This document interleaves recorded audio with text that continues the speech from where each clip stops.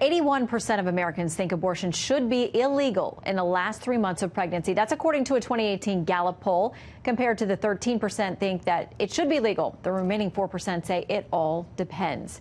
So let's bring in our group tonight. Planned Parenthood's Director of Political Communications, Erica Sacken, CEO and President of Concerned Women for America, Penny Young-Nance, and the White House correspondent at the Daily Caller, Sagar Enjeti, who just asked the president about Northam's comments. Welcome to all of you. Glad to have you here tonight for this discussion. Thanks, Shannon. Sagar, I want to start with you because you talked to the president just a short time ago. What did he say about this? Yeah, I asked the president about Governor Northam's comments. He said he was actually shocked that he would hear that from him. He thought he was a good person based on his discussions with him. I asked him whether he thought this was infanticide. That's not something that he was willing to delve into. But what he did say is he referenced his comments from the 2016 debates in which he said that Democrats would literally rip a baby out of the womb. And he thought that this really exemplified that policy. Broadly, he predicted to me that this would help the pro-life movement at large because he said people are just so outraged about late-term abortion legislation. Okay, I want to just revisit what the governor said today, and he's pushing back tonight on the characterization of what he said. But he was talking about if a late-term abortion, apparently if a woman is in labor, there's a late-term abortion, it's not successful. The baby in some way survives. And he said, to clarify, this is about severely disabled or non-viable babies. But he said if it does, it would be delivered, it would be kept comfortable and resuscitated if that's what the mother and the family desired. And then there would be a discussion between the physicians and mother about what to do next. And Erica, to most people, they hear that. They're going to hear a child has survived the delivery. And now there's going to be a discussion about what to do with it. We're not talking about abortion there. We're talking a baby that's born alive, has somehow survived the procedure. I covered Kermit Gosnell for a month, that trial in Philly. That's why he's in jail. Well, so I want to be really clear. I think even Governor Northam has clarified that in that conversation, he wasn't talking about abortion. He was talking about circumstances where a woman may have a wanted pregnancy and then finds out later in life, in the pregnancy, that it won't be viable, it won't survive the womb. And in fact, when we look at when late-term abortions happen, the vast majority of abortions in this country actually happen quite early in pregnancy. But if they do happen later, it is almost exclusively because a woman's health is at risk, a woman's life is at risk, or because her pregnancy won't actually be viable. And in fact, in New York, that's what happened to the woman who started the coalition to pass the New York law. It was a wanted pregnancy, and she found out very late, unfortunately, that her baby wouldn't survive outside the womb.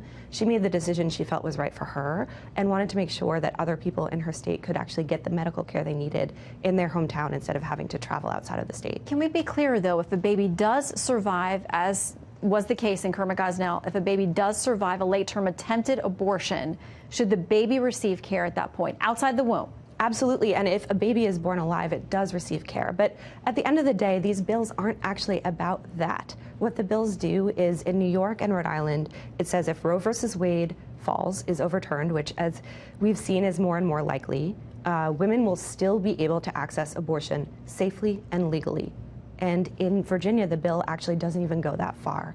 All it says is that it repeals restrictions that are medically unnecessary, like waiting periods, so that women can make their own decisions about if and when they want to become a parent. But we heard the sponsor of that bill, Penny, when she was pushed and asked about this, said even if the woman is in dilation, showing that she is about to have a baby, she said in her own words that the bill would allow this abortion to move forward. Well, I completely disagree with that characterization of these bills. These are infanticide bills. Kathy Tren's bill that didn't pass, barely didn't get out of committee, barely. 5-3. Would have allowed for abortion, as she characterized, up until birth. So I want to be very clear about what happens. The job of an abortionist, these aren't doctors, these are abortionists, is to make sure that the baby dies before she gets out of the birth canal. A late-term abortion is done in two ways, either through dismemberment or through a partial birth abortion ban where the skull is crushed, or both. There is a little bit of chance that a baby can still be breathing, but usually not. What he's characterizing is a delivery, and sometime in the cases where there's a problem with the mother, there's an early delivery. In that case, there is care given to that baby, but that's not what they were talking about. They were talking about Kathy Tran's soulless bill. And unfortunately, Governor Northam has gone from a compassionate pediatrician to a soulless politician. And he either needs to apologize, walk it back, or resign. Well, he is a pediatric neurologist. He tweeted tonight, "I have devoted my life to caring for children, and any insinuation otherwise is shameful and disgusting." Well, we're talking about what he said. Then he needs to come out and condemn Kathy Tran's bill. I'll look forward to that tomorrow. Okay. I'll look for that on Twitter. Something I thought was interesting that I didn't know, Ramesh Ponnuru he wrote a piece tonight about this in National Review, and he said the numbers, and I went and confirmed this with CDC and Guttmacher. He said, because I've always heard that these 20-plus week abortions, late-term abortions, are extremely rare, and they are a small percentage of overall abortions, but apparently the numbers, according to them, it's 15,000 or more of these happen in the U.S. every year. He says that's more than the people who die from gun, homicide, violence. I mean, both of those are serious conversations we need to be having.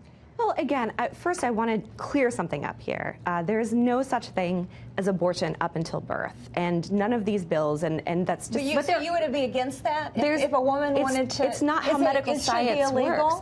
It's simply not how medical science works. Just tell me, should it be illegal? It's not how medical science works, and it's not what any of the bills do. What you're saying, and I'm sorry, but I really have to say that in these conversations, we're forgetting about the women involved, because when you're talking about a woman who is accessing abortion later in her pregnancy, it is really because she might die or because her health is at risk, or because her pregnancy will never be viable. When should it be illegal? It shouldn't ever be the case that a woman is forced to carry an unviable pregnancy to term.